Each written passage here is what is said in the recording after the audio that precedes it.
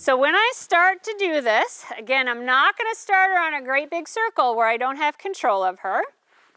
I've already taught my horse that they're not allowed in my personal space.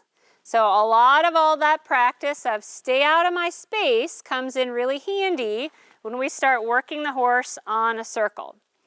They kind of understand, again, arm up says don't come towards me. So the answer is never going to be come towards me. They understand how to move away from pressure.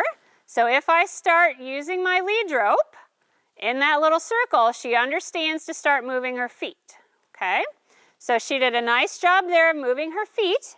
Because I didn't go anywhere, she stopped, right? So if I'm going to ask Barbie to go in a circle, I have to allow her to move in that circle. So this is essentially just like lunging them, only in a much smaller space. Now I'm going to pay attention that I am far enough away from Barbie that if she did not appreciate this, I am still safe, okay? So I don't want to get where I'm trying to ask Barbie to go around and I'm back here, okay? If I'm back here, this is a very dangerous place to be. I have no control over her whatsoever. So I'm always going to ask her to move away from me by showing her which direction that I want to go. I use a little bit of that pressure from that lead rope, which she already understands, to start moving in that circle. She doesn't want to step on a flag. Good girl. So all I'm asking Barbie to do is walk off around me. Again, it's like lunging, only in a much smaller circle. But I can also practice the things that I've done with her where we've done some disengaging of the hindquarters. So if I pull on that head, she understands that that head pressure moves that hindquarter away. She did what I asked her to do, so I don't add any pressure. I can ask her to change positions. She understands her head moves away from pressure. This arm means go that direction. Okay, so I'm going to ask her to move this direction. We're going to add that pressure, and it doesn't take much. The minute she moves off away from me, I'm going to stop with my lead rope. Okay?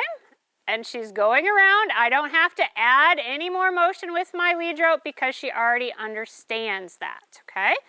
If I want her to go faster, that's when I would add a little pressure.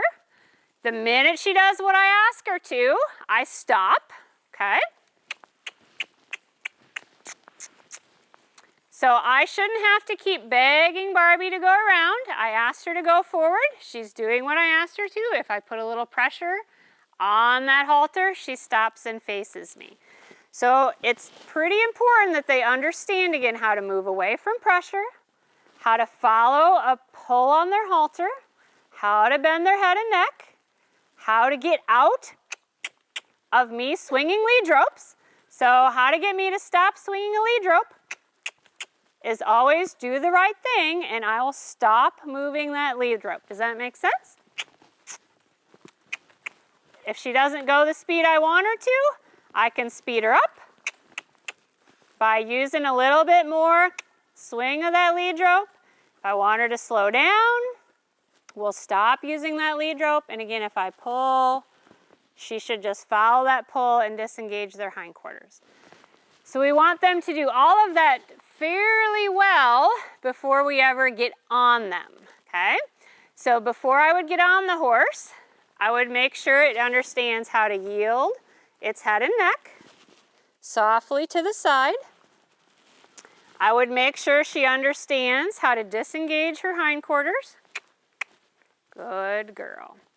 I would make sure she understands how to move her shoulder away from me